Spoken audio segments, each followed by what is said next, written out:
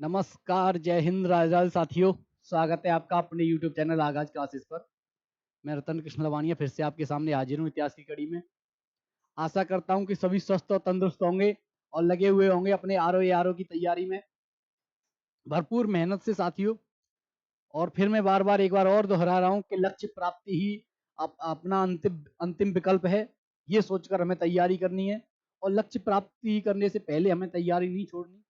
बिल्कुल भी आपको हल्का सा भी लूज पॉइंट नहीं देना, लापरवाही बरतनी नहीं है। सीधे लक्ष्य दिखना चाहिए। 2 महीने बचे हैं, 2 महीने भी पूरे नहीं है, एक दिन और कम मान लो।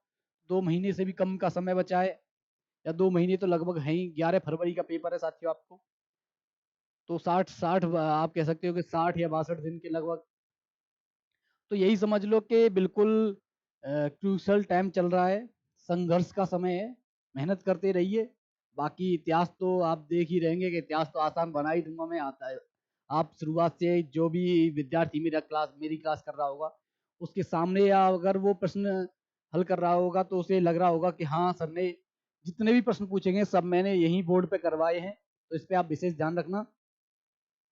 बाकी अगर कुछ भी मुझे थोड़ा-सा अलग लगता है तो वो सब मैं साथियों यही कर पाऊँगा। और एक मैं कोशिश करूँगा कि एग्ज़ाम से पहले एग्ज़ाम से पहले एक तो करंट अफ़ेयर्स की मैराथन लूँगा मैं। करंट अफ़ेयर्स की साथियों, करंट अफ़ेयर्स की जो-जो प्रश्न हैं वो सब एक मैराथन होगी, वो कम से कम 4 या 5 घंटे की लगभग मैं लूँगा। और एक marathon RO special previous year प्रश्न की जीएस वाली लूँगा मैं, जिसमें ज्योग्राफी के भी प्रश्न होंगे, हिस्ट्री के भी प्रश्न होंगे, साइंस वाले भी होंगे, इकोनॉमी वाले होंगे और प्रीवियस ईयर भी इसमें इंक्लूड होंगे। तो वो कम से कम मैं बता रहा हूँ कि 6 घंटे की तो मिनिमम मान ही लो। और 6 घंटे में लगातार यहीं आपके सामने, और कोशिश करूँगा कि वो मैं लाइव लूँ। वो लाइव लूँगा, और लाइव नहीं हुई तो रिकॉर्डेड आपको मिल जाएगी, पर कोशिश करूँगा कि लाइव रहेगी। बाकी रिकॉर्डेड तो जैसे चैनल पे वीडियो मिल रही नहीं है। और आदित्य सर से बात हो गई है, तो हो सकता है कि आदित्य सर या तो यहाँ आके मतलब करवा देंगे यूपी स्पेशल का, या हो सकता है कि घर से भी अगर भेजते रहे तो वो क्या है कि वहाँ पे वो मैनपुरी से हैं आदित्य चौहान सर। तो मैनपुरी में वो आ नहीं पा रहे, कुछ पारिवारिक कार्यों की वजह से या कुछ निजी कार्यों की वजह से वो समय नहीं निकाल पा रहे। तो कोशिश करूँगा कि वो यहीं पे आके आपको बोर्ड पर आके समझाएँ। बाकी तो अगर वहाँ से अगर हो सका तो वहाँ से भी, लेकिन आपका यूपी स्पेशल आदित्य सर कराएँगे ये कन्फर्म है। और पॉलिटी भी आदित्य सर ही करवाएँगे आपको। और कोशिश करूँगा कि साइंस वाला भी पोर्शन, मैंने वैसे साइंस की बोला नहीं था, लेकिन साइंस वाला भी पोर्शन आपके एग्ज़ाम से पहले लगभग कवर हो ही जाएगा। तो बिना देरी के साथियों हम आज की क्लास प्रारंभ करते हैं। जैसा कि आप देख पा रहे होंगे कि आधुनिक भारत, ब्रिटिश साम्राज्यवादी विस्तार, मैसूर हमने बंगाल कर लिया है, बंगाल विस्तार से किया, बंगाल में द्वैध शासन की भी चर्चा की। और ये हमारी मॉडर्न हिस्ट्री की आधुनिक भारत की 5वीं क्लास है। 5वीं क्लास में मैसूर हो जाएगा, आज की क्लास में मैसूर लगभग हो ही जाएगा। और कल की क्लास जो 6वीं क्लास होगी वो उसमें साथियों मराठा करवाऊंगा मैं। तो विस्तार से आप बिना देरी के हम क्लास प्रारंभ करते हैं। तो मैसूर राज्य साथियों, सबसे पहले दिक्कत वो आती है कि मैसूर राज्य आखिरकार बना कैसे। तो जब आप कह सकते हो कि जब जो 1665 में, 1665 के लगभग, एग्जैक्ट डेट नहीं वो मैंने पीपीटी में ऐड करवा दिया है।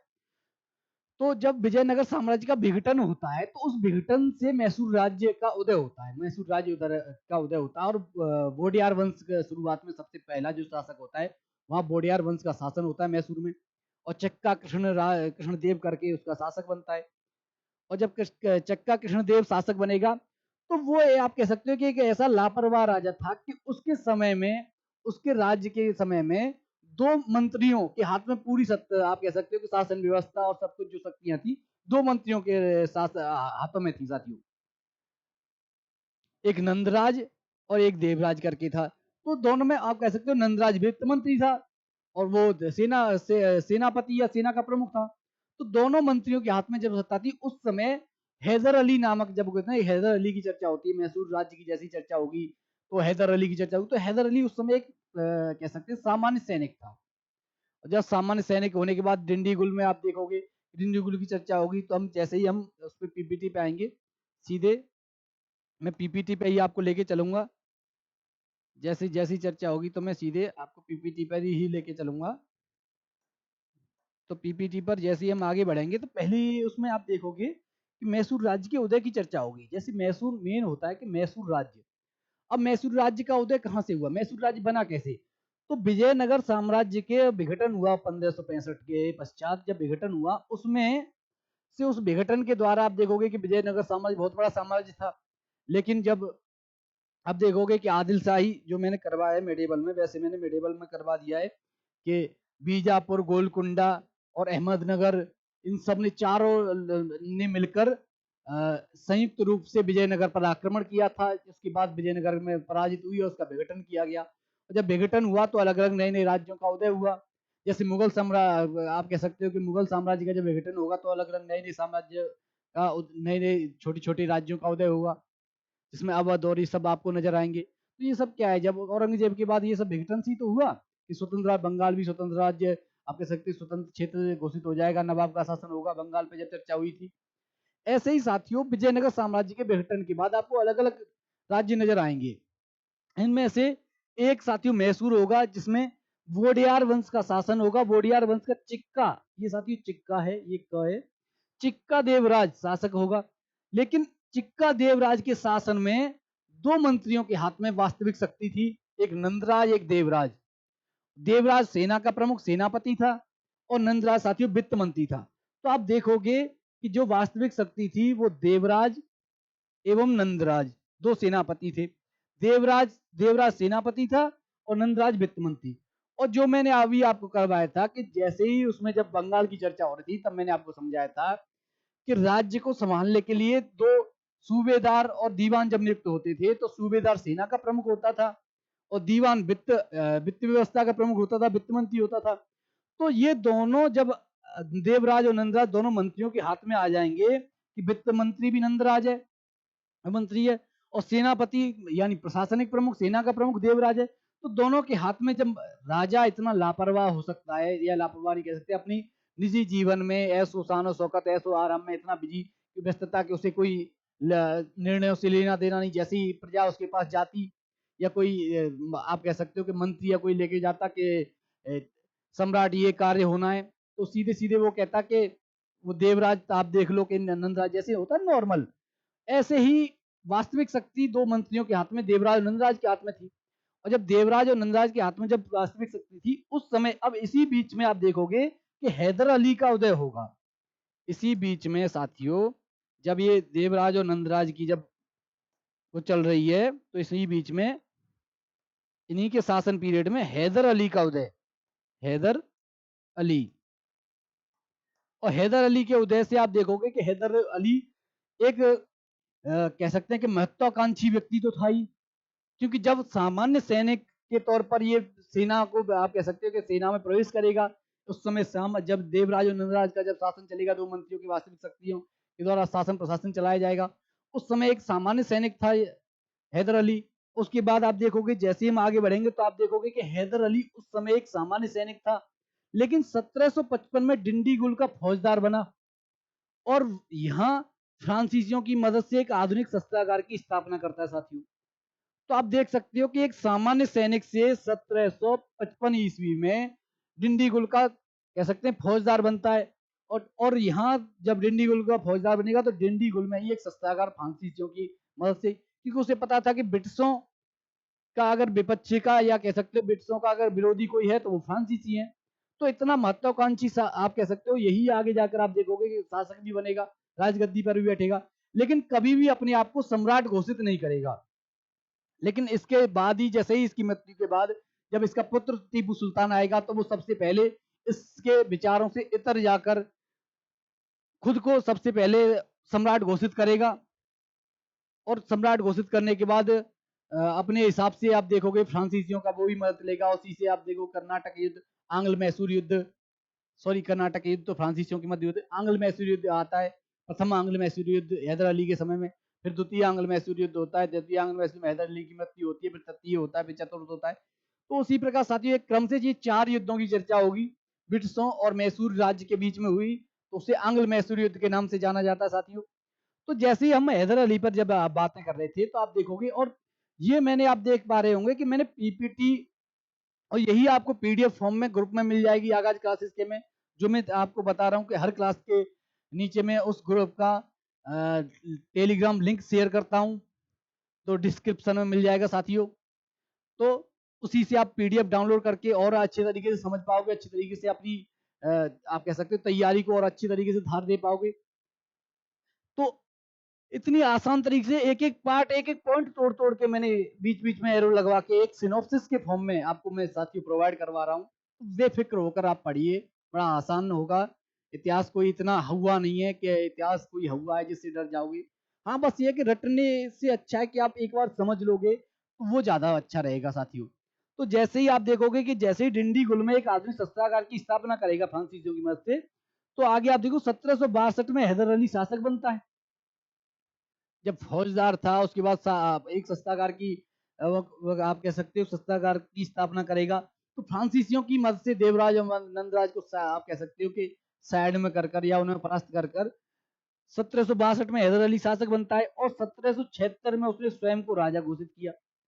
अब स्वयं को राजा घोषित कर दिया, लेकिन कभी सम्राट नहीं माना, सम्राट नहीं बोलने देगा किसी को। और ये जो राज्य, जो मैंने ये मैप भी साथ इसीलिए लगवाया है कि ये सबसे पहले जो हमारा नीचे यहाँ पे देखोगे, ये त्रावणकोर है। त्रावणकोर अपना अलग राज्य था। और इधर मैंने आपको शुरुआत में भी करवाया था, जब बंगाल साम्राज्य समझा रहा था तभी मैंने आपको बताया था कि ये यहाँ पे मद्रास है जहां पर ब्रिटिशर्स थे। ऊपर यहीं पे पांडिचेरी था जहां पर फ्रांसीसी भी थे, फ्रांसीसी भी थे साथियों, फ्रांसीसी भी थे। तो ब्रिटिशों में और फ्रांसीसियों में मैंने आपको बताया था कि यूरोप से ही आप देख पा रहे हो, यूरोप में भी चल रहा था, यहाँ भी आपस में विरोधाभास था विचारों में और हर तरीके से। तो इसीलिए साथियों ब्रिटिशों से बचने के लिए मैसूर, हैदर अली फ्रांसीसियों की मदद से मैसूर वाला ये पूरा राज्य आप देख पा रहे होंगे कि ये सब ये मैसूर राज्य है। मैसूर की जब चर्चा होगी, और यहाँ पे साथियों ये निजाम है। और निजाम आप कह सकते हो कि पलटूबाज अगर देखा जाए, या थोड़ा सा अगर लालच दे दो तो उसके साथ हो जाए। सिर्फ अपना स्वार्थ देखने वाला अगर कोई है पूरा आप कह सकते हो इन सब शक्तियों में, या जो आप कह सकते हो कि दक्षिण भारत की इन शक्तियों में, और कोई सबसे ज्यादा अवसरवादी स्वार्थी अगर कोई है तो वो निजाम है। उसे जहां भी अपना फायदा दिखेगा आप देखोगे उसी के साथ पलट कर या अपने सीधे सीधे सामने वाले को धोखा देकर आप कह सकते हो कि सिर्फ अपने कह सकते हैं अपने फायदे के लिए। तो विद्यार्थियों आपको समझना चाहिए कि सबसे अगर कह सकते हो कि जो कोई स्वार्थी व्यक्ति अगर कोई है या स्वार्थी सा राज्य है तो वो निजाम का है। ये सिर्फ अपना फायदा देखता है। अपने फायदे के लिए आप देखोगे कि अंग्रेजों के साथ भी हो जाएगा, अपने फायदे के लिए मैसूर के साथ भी ये आ जाएगा एक बार में, और अपने फायदे के लिए ये मराठाओं का भी साथ देगा। तो आप कह सकते हैं ये सब ये एक अवसरवादी या स्वार्थी है निजाम, तो इस पे आप ध्यान रखना। और ये वाला जो मराठवाड़ा, ये पूरा साथियों मराठा साम्राज्य है। ये यहाँ तक आता था, यहाँ तक पूरा अगर देखा जाए तो यहाँ तक आता था पूरा।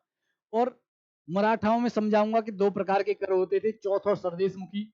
सरदेशमुखी मराठा सम्राटों से आप कह सकते हो कि 10% कर लिया जाता था, जिसे छत्रपति यानी राजा को दिया जाता था, और छत्रपति को सरदेशमुख, देशमुखों का भी आप कह सकते हो देशमुखों का सरदार, उसे सरदेशमुख बोला गया है, वो होगा। और चौथ साथियों अपने जो आप आपसी जो आप कह सकते हैं पड़ोसी क्षेत्र, उनसे एक चौथ के रूप में सैन्य कर वसूला जाता था, जिससे आप कहते थे कि आपकी हम रक्षा करेंगे या आपसे हम लूटपाट नहीं करेंगे। तो एक चौथ होती थी, और चौथ ने ही आप देखोगे कि आगे मराठाओं का दुश्मनों को बहुत बढ़ा दिया, दुश्मनों की संख्या में वृद्धि की। तो मराठा साम्राज्य में इससे अगली क्लास होगी, उसमें चर्चा करेंगे। ये मैंने आपको समझा दिया कि मराठा साम्राज्य निजाम इधर था, मैसूर, त्रावणकोर और मद्रास में साथ ही ब्रिटिशर्स भी थे और फ्रांसीसी भी थे। तो आप देख पा रहे हो कि किस तरीके से हैदर अली की जो महत्वाकांक्षा प्रवृत्ति आप कह सकते हो कूटनीतिक या व्यवहार आप कह सकते हो बुद्धिमत्ता से उसने शासन प्राप्त किया। हैदर अली पेशवा माधवराव से परास्त होता है, मराठाओं से साथियों हैदर अली परास्त होगा, और मराठाओं को चौथ भी देने पर विवश होगा। चौथ मैंने आपको बताया था कि लूट कर या कह सकते हैं सैन्य कर, या चौथ मतलब जबरन कर जो होता था वो चौथ होता था। किंतु माधवराव की मृत्यु के बाद पुनः अपने क्षेत्रों को वापस जीत लेगा साथियों। माधवराव की मृत्यु के बाद पुनः यह अपने क्षेत्रों को वापस जीत लेगा और माधवराव ही इसे परास्त करेगा। तथा मैसूर एक शक्तिशाली राज्य के रूप में उभरेगा साथियों। ये मैसूर है, मैहूर नहीं है, ये थोड़ी वर्तनीय अशुद्धि है, तो इस पे साथियों ध्यान रखना। ये मैसूर है, मैसूर एक शक्तिशाली राज्य के रूप में उभरेगा। तो आप देख पाओगे साथियों, और ये मराठाओं से जब हारेगा तो आप देखोगे कि मंगलौर की संधि के मंगलौर अभी जब आंग्ल मैसूर युद्ध की चर्चा होगी, प्रथम आंग्ल मैसूर युद्ध की, तो उसे द्वितीय आंग्ल मैसूर युद्ध की शुरू होने का कारण ही यही रहेगा कि जो संधि की थी उसका उल्लंघन किया जाएगा ब्रिटिशों के द्वारा एक दूसरे की रक्षा के लिए। जो कि आप पर आक्रमण करेगा तो हम आपका सहयोग करेंगे, और हम पे कोई आक्रमण करे तो आप सहयोग करना, लेकिन ब्रिटिशर्स अपनी बात से मुकर जाएंगे। और इसीलिए साथियों, अगर देखा जाए तो इन गोरों को या ब्रिटिशर्स को मैं तो दो मुंहा साफ मानता हूँ। अगर इस तरीके से वो सिर्फ मैंने शुरुआत में आपको बताया कि अपना आर्थिक हित सिद्ध करने के लिए वो किसी भी हद तक जा सकते थे, उन्हें कोई फर्क नहीं, वो बार बार धोखा भी देंगे। तो आप देखोगे कि अंग्रेजों और मैसूर राज्य के मध्य 4 युद्ध हुए, जिन्हें आंग्ल मैसूर युद्ध के नाम से जाना जाता है साथियों, आंग्ल मैसूर युद्ध के नाम से जाना जाता है। तो हम आते हैं साथियों प्रथम आंग्ल मैसूर युद्ध। जब प्रथम आंग्ल मैसूर युद्ध की चर्चा होगी, प्रथम आंग्ल मैसूर युद्ध 1767 से 1769, तो ये साथियों मैं आपको बताऊं 2 वर्षों तक ये चला। इसका कारण, अगर तात्कालिक कारण की जब चर्चा हो तो आप देखोगे कि 1767 से 69 के बीच मराठों निजाम से संधि कर अंग्रेजों ने हैदर अली के विरुद्ध युद्ध प्रारंभ किया। और इसके कारण की जैसे चर्चा करें तो कारण की बस यही चर्चा थी कि फ्रांसीसियों के साथ मिलकर ये गठबंधन कर रहा था, और ब्रिटिशर्स और फ्रांसीसियों में आप कह सकते हो कि विरोधी, या आप कह सकते हो दुश्मन राष्ट्र थे, एक दूसरे के विरोधी थे। तो उन्हें ब्रिटिशर्स को लगा कि ये हमारे कह सकते हैं कि इनके साथ मिलकर हमारे आर्थिक हितों को चोट पहुंचाएगा, और आर्थिक हितों पर चोट अगर ये ब्रिटिशर्स को नजर आती थी वो तुरंत अपनी प्रतिक्रिया स्वरूप अपना वो करते थे बचाव। तो आप देखोगे कि 1767 से 69 के बीच मराठा निजाम से संधि कर अंग्रेजों ने हैदर अली के विरुद्ध युद्ध प्रारंभ किया। 1767 से 69 में जब प्रथम आंग्ल मैसूर युद्ध प्रारंभ हुआ तो आप देखोगे कि ब्रिटिशर्स के साथ में मराठा भी थे शामिल, और उसके बाद निजाम भी ब्रिटिशर्स के साथ शामिल था। तीनों शक्तियों ने मिलकर हैदर अली पर आक्रमण किया, किंतु हैदर अली साथियों इतना महत्वाकांक्षी और इतना योद्धा जो कह सकते हैं सम्राट या राजा था, कुछ समय बाद ही हैदर अली ने अपनी कूटनीति से निजाम को अपनी ओर मिला लिया। मैंने आपको बताया कि कुछ लालच दे दिया होगा, और सिर्फ निजाम को अपना फायदा लेना था, सिर्फ स्वार्थ सिद्ध करना था, तो वो तुरंत कूद कर हैदर अली की साइड में आ जाएगा, और हैदर अली की ओर मिला, और अंग्रेजों ने अपनी हार देखते हुए संधि का प्रस्ताव रखा। और संधि का प्रस्ताव नहीं रखेगा साथियों, अंग्रेज हार जाएंगे बुरे तरीके से। उसके बाद साथियों संधि करने की प्रस्ताव रखा जाएगा, और हैदर अली इनसे संधि करेगा, और प्रथम आंग्ल मैसूर युद्ध साथियों मद्रास की संधि 1769 की संधि से समाप्त होगा, जिसमें संधि के अनुसार साथियों आप देखोगे कि हैदर अली को संधि के अनुसार एक दूसरे के जीते हुए प्रदेशों को साथियों आपस में लौटा देंगे, और भविष्य में एक वादा, जैसे बोलते हैं ना कि वादा किया जाएगा या वादा किया जाएगा कि अगर आप पर कोई, या अगर मैसूर पर कोई आक्रमण करता है तो ब्रिटिशर्स उसकी सहायता करेंगे, और ब्रिटिशर्स पर कोई आक्रमण करता है तो मैसूर उसकी सहायता करें, ब्रिटिशर्सों की सहायता करेगा, तथा युद्ध की स्थिति में दोनों एक दूसरे की बात स्वीकार की, एक दूसरे को देने की बात स्वीकार की, एक दूसरे को साथियों सहयोग देने की। यहाँ साथियों सहयोग शब्द है, ये एक दूसरे को सहयोग सहयोग सहयोग एक दूसरे को सहयोग देने की बात स्वीकार की। ये भी साथियों मिस्टेक है तो मैं पीडीएफ में सही करवा दूंगा। लेकिन मैंने आपको बताया ये कि जैसे दूसरा जो आप कह सकते हो द्वितीय आंग्ल मैसूर युद्ध क्यों प्रारंभ होगा, क्योंकि आप देखोगे कि मराठा हैदर अली पर आक्रमण करेंगे, और जब हैदर अली पर मराठा आक्रमण करेंगे तो ब्रिटिशर्स कोई साथ नहीं देंगे, जिससे आप देखोगे हैदर अली गुस्से में होगा और हैदर अली इन पर आक्रमण करेगा ब्रिटिशर्स पर।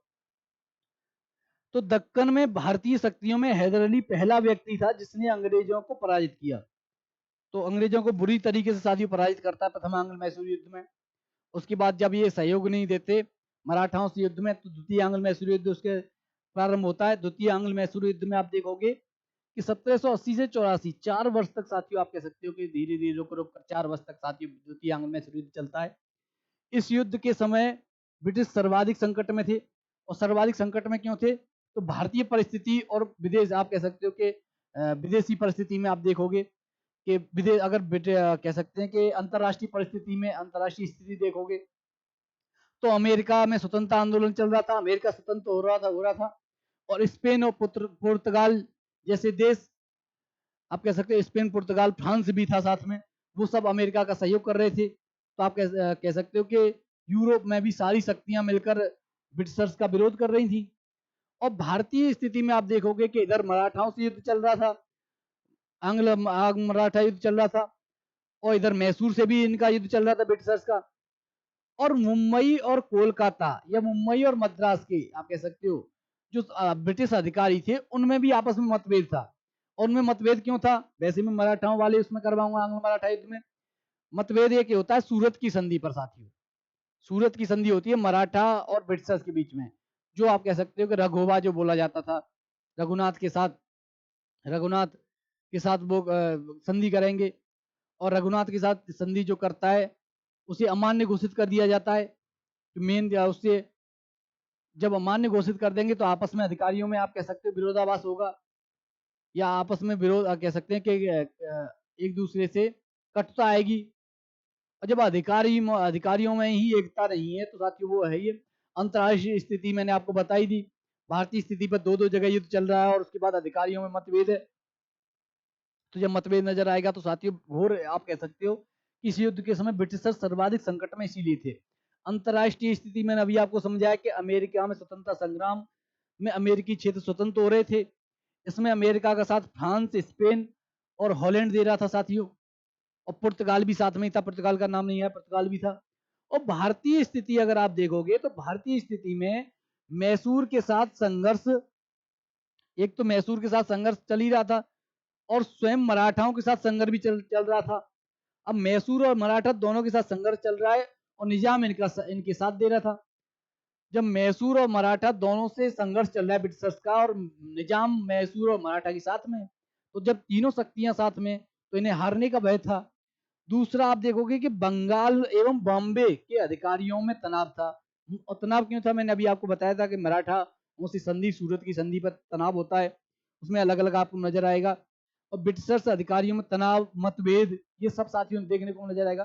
तो इसीलिए आप कह सकते हैं कि जो द्वितीय आंग्ल मराठा युद्ध के समय ब्रिटिशर्स सर्वाधिक संकट में थे, अंतर्राष्ट्रीय स्थिति भी संकट में थे, अंतर्राष्ट्रीय स्थिति को देखकर और भारतीय स्थिति को देखकर भी साथियों संकट में ही बोलेंगे।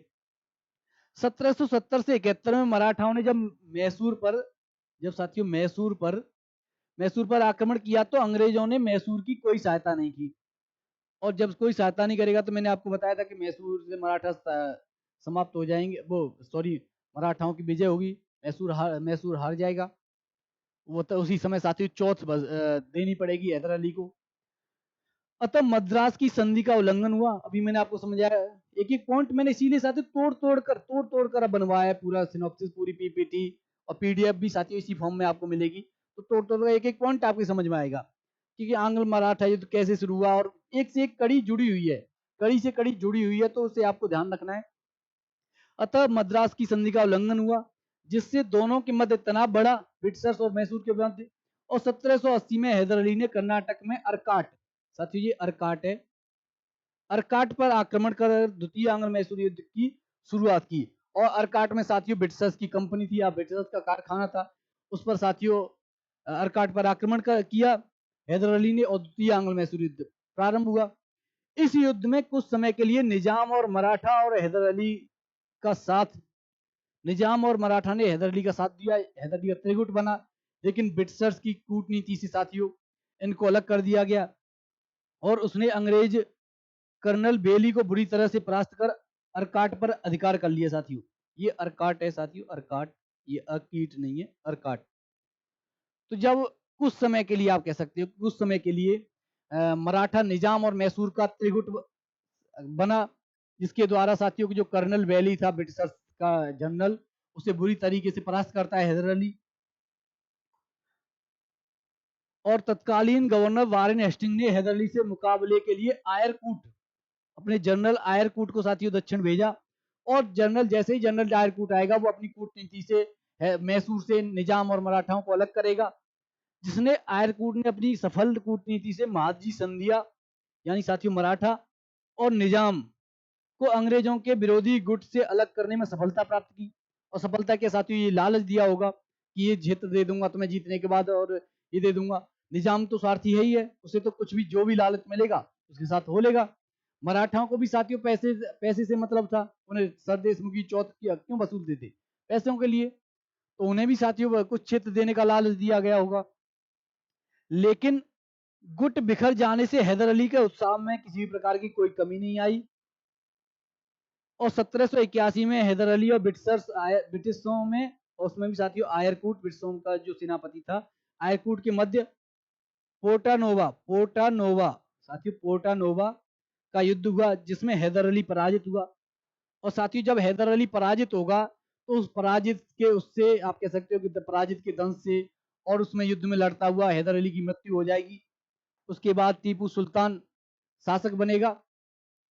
अंग्रेजों से युद्ध में मिली पराजय से उत्पन्न मानसिक क्षति साथियों, अगर साइकोलॉजिकल आप कह सकते हो कि इंसान फिजिकली अगर थोड़ा बहुत लग जाए या तो उसे सही भी किया जा सकता है, लेकिन किसी व्यक्ति को मानसिक क्षति अगर हो या साइकोलॉजिकल दिमाग में आप कह सकते हो कि अंदर अगर कोई क्षति हो तो उसे सही नहीं किया जा सकता। उसे कह सकते हैं कि उसे निकालना बहुत मुश्किल होता है। उसे डॉक्टर भी कहते हैं कि इसे धीरे धीरे निकाला जा सकता है और उसे साइकोलॉजिकल क्षति को बहुत समय में दूर कर सकते हैं। फिजिकली को तो हो सकता है महीने 2 महीने में ठीक कर लो। तो वही है साथियों के मानसिक क्षति, वो घायल होने के कारण 1782 में युद्ध करते हुए हैदर अली की मृत्यु हो जाती है। और उसके बाद आप देखोगे कि हैदर अली की मृत्यु के बाद टीपू सुल्तान मैसूर का अगला शासक बनता है साथियों। और टीपू सुल्तान की जो चर्चा होगी तो मैंने अलग अलग से टीपू सुल्तान के बारे में बताया कि इसे सीधा साधा दैत्य कहा जाता था और इसने अपनी राजधानी श्रीरंगपट्टम में स्वतंत्रता का पक्ष लगाया और जैकोबियन क्लब का भी सदस्य बनेगा। ये सब मैंने आपको इसी में करवाया। एक एक पॉइंट है। हैदर हैदर के बाद टीपू सुल्तान ने युद्ध जारी रखा, लेकिन इसी इसी समय यूरोप में हुई संधि के कारण फ्रांसीसी युद्ध से अलग हो गई। इसी समय साथियों यूरोप में फ्रांसीसियों और ब्रिटिश इंग्लैंड के मध्य संधि हो गई, फ्रांस और इंग्लैंड के मध्य। और उस संधि में साथियों सब कुछ आप कह सकते हैं संधि में शांति वार्ता और सहयोग करने का दिया गया। तो युद्ध सभी शांत हो गया और फ्रांसीसियों ने टीपू सुल्तान का साथ देने से मना कर दिया। वो फ्रांसीसी युद्ध से अलग हो गए और 1784 में टीपू ने अंग्रेजों के साथ मंगलौर की संधि कर ली साथियों, मंगलौर की संधि। अब मंगलौर की संधि क्या होगी साथियों, आप देखोगे कि इसका इस तरीके से टीपू सुल्तान के राज्य को लिया जाएगा कि टीपू सुल्तान मंगलौर की संधि से हमेशा असंतुष्ट रहेगा। क्योंकि किसी के अगर राज्य को तुम बिल्कुल ले लो तो उससे असंतुष्टि तो स्वाभाविक है, असंतुष्ट रहेगा। तो इसी के बाद आप देखोगे कि तृतीय आंग्ल मैसूर युद्ध का जो कारण है वो सिर्फ यही असंतुष्टि बनेगी कि मंगलौर की संधि के बाद जब टीपू सुल्तान के बारे में साथियों मैं बताऊं, मंगलौर की संधि में मैंने अब आपको बता दिया कि मंगलौर की संधि में इसकी आप कह सकते हो कि उसका राज्य ले लिया जाएगा। कुछ जो जो मेन जो कह सकते हैं क्षेत्र थे उन सबको ले लिया जाएगा जहाँ से राजस्व अधिक प्राप्त होगा। उसकी असंतुष्टि से साथियों तृतीय आंग्ल मैसूर युद्ध प्रारंभ होगा। लेकिन टीपू सुल्तान के बारे में सर्वाधिक जैसे आयोग ने प्रश्न उठाए तो मैंने टीपू सुल्तान को भी अलग से करवाया है कि 1782 में अपने पिता हैदर की मृत्यु के बाद शासक बना। टीपू राजनीतिक दूरदर्शी और आधुनिकता को अपनाने वाला शासक था। टीपू कई भाषाओं को अरबी, फारसी, उर्दू एवं कन्नड़ का जानकार था और टीपू ने नवीन प्रयोग किए राज्य में साथियों। नवीन प्रयोग में आप देखोगे कि नवीन मुद्रा का प्रचलन होगा, आर्थिक सुधार भी होंगे, नई मुद्रा का प्रचलन होगा, नई मापतौल पर की इकाई का प्रचलन किया जाएगा, नवीन सम्मत कैलेंडर का प्रचलन होगा। तो कुछ ऐसे पूछ लेता साथियों, ये तीनों प्रीवियस ईयर में प्रश्न पूछे गए हैं कि नई मुद्रा का प्रचलन, नई मापतौल और तो आप कह सकते हो कि संमत नए कैलेंडर का जो प्रचलन करेगा कौन करेगा, सीधा साधा दृत्य कई बार पूछा गया है। तो जो जो मैं यहाँ पे करवा रहा हूँ फारसी, उर्दू, ये कई भाषाओं को जानकार, ये भी पूछा गया प्रीवियस ईयर में साथियों। तो इससे ज्यादातर प्रश्न पूछता है मैसूर राज्य में। अगर मैसूर टॉपिक से अगर प्रश्न उठाएगा आयोग तो यहीं से पूछेगा। इसने अपने सैन्य संगठन को यूरोपीय आधार पर संगठित किया। और यूरोपीय आधार पर कौन करेगा, ब्रिटिशर्स तो नहीं करवाएंगे। तो साथियों फ्रांसीसी, स्वाभाविक बात है कि फ्रांसीसियों की मदद से करेगा। 1796 में अंग्रेजी नौसेना के मुकाबले के लिए उद्देश्य से टीपू ने एक आधुनिक नौसेना बनाने की कोशिश की, जिसके तहत उसने मोलिदाबाद, वाजिदाबाद और मंगलौर में आप देखोगे पोत निर्माण कारखाना एवं बंदरगाह निर्माण कराया। पोत निर्माण कारखाने का निर्माण करवाया और बंदरगाह का निर्माण करवाया। और तीन जगह मैंने आपको बताई थी कि तीन जगहों को ध्यान ध्यान रखना आप, मोलिदाबाद, वाजिदाबाद और मंगलौर में। तो ये साथियों आप ध्यान रखना है। इससे आगे जैसे हम बढ़ेंगे तो इसने अपने पिता हैदर अली के विपरीत बादशाह की उपाधि धारण की। हैदर अली ने कभी साथियों बादशाह की उपाधि धारण नहीं की। तथा अपने नाम के सिक्के चलाए। हैदर अली ने सिक्के भी नहीं चलाए साथियों। तो ये अपने पिता के विपरीत जाकर बादशाह का उपाधि लेगा और सिक्के चलाएगा। टीपू फ्रांसीसियों, साथियों ये फ्रांसीसी है, फ्रांसीसियों, फ्रांसीसी टीपू फ्रांसीसी क्रांति से प्रभावित था, जिसने अपनी राजधानी श्रीरंगपट्टनम में स्वतंत्रता का वृक्ष लगाया। और साथ ही स्वतंत्रता का वृक्ष की जब चर्चा होगी, जैकोबियन क्लब का सदस्य बनेगा। ये सब साथी फ्रांसीसी क्रांति के कुछ आप कह सकते हैं तत्व जो वो पूछते हैं। तो वो सर्वाधिक प्रयोग जो होने वाले वो फ्रांसीसी क्रांति में स्वतंत्रता का वृक्ष और जैकोबियन क्लब था शब्द। तो जैकोबियन क्लब का सदस्य बन गया तथा स्वयं को नागरिक टीपू पुकारा। फ्रांसीसी क्रांति में लोगों अपने आप को नागरिक नाम से साथियों आगे नागरिक लगाकर अपने नाम का उद्घोष करते थे। जैकोबियन क्लब साथी फ्रांसीसी क्रांति का सबसे मेन क्लब था, जिसका सदस्य साथी जिसके द्वारा फ्रांसीसी क्रांति हुई। उसके बाद मैंने आपको बताया स्वतंत्रता का वृक्ष, मैंने आपको बता ही दिया फ्रांसीसी क्रांति का प्रतीक है। 1791 में मराठा घुड़सवारों द्वारा श्रृंगेरी मठ के शारदा मंदिर को लूटा गया। तो श्रृंगेरी के मुख्य पुरोहित की प्रार्थना पर साथियों ये धन देगा और उसका निर्माण करवाया। टीपू ने मंदिर की मरम्मत करवाई तो शारदा देवी की मूर्ति की स्थापना के लिए साथियों धन देगा, दोनों के लिए। तो टीपू ने ये इसके अच्छे कार्य कह सकते हैं कि सहिष्णु था, कह सकते हैं स्वयं में धार्मिक कट्टर था लेकिन अन्य धर्मों के प्रति सहिष्णु था, ये भी साथियों चर्चा होती है। टीपू ने फ्रांस, तुर्की, ईरान तथा पेगु वर्मा में व्यापारिक दूत तथा अरब, कुस्तुनतुनिया, काबुल और मॉरिशस में अपने राजदूत भेजे साथियों।